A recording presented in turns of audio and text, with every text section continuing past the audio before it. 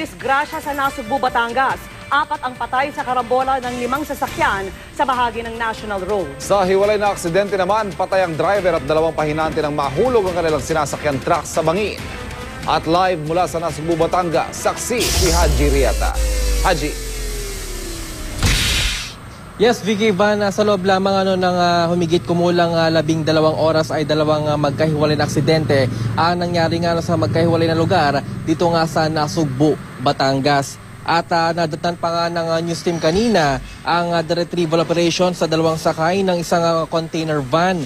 Matapos naman nitong araruhin ang isang convoy ng mga sasakyan sa bahagi ng National Road sa Nasugbu, Batangas pasado 10:00 kaninang hapon. Ayon sa Nasugbu Police ay parehong papunta sana ng Nasugbu ang mga nasabing sasakyan galing ng Tagaytay. Nang tila nawalan daw ng preno ang container van na naglalaman ng isang counterweight na 5.6 tons ang bigat. Dead on the spot ang driver at pahinante ng container van na sina Alan Gamolo at Jerwin Bared. Ganon din ang driver ng inararong high ace van na si Celedino Casilag. 8 naman ang sugatan sa nasabing aksidente na agad namang sinugod sa ospital pero agad din daw silang pinalabas matapos silang magamot. Bago nito ay may nahulog namang trailer truck na sa isang bangin sa di kalayuan sa lugar at patay rin ang driver at 2 nitong sakay. Pero miscalculation ng mga drivers na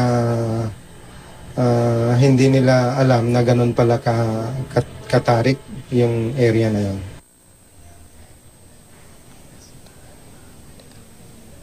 Sa amin nga, Vicky Van, ay nasa morgue na ng Western Medical Center dito nga sa Batangas ang labi nitong 2 nasabing casualty nga sa nasabing aksidente at patuloy pa nga rin itong retrieval operation sa pahinante at driver nga ng container van. At live mula dito sa Nasugbu, Batangas, ako si Haji Riata, ang inyong saksi.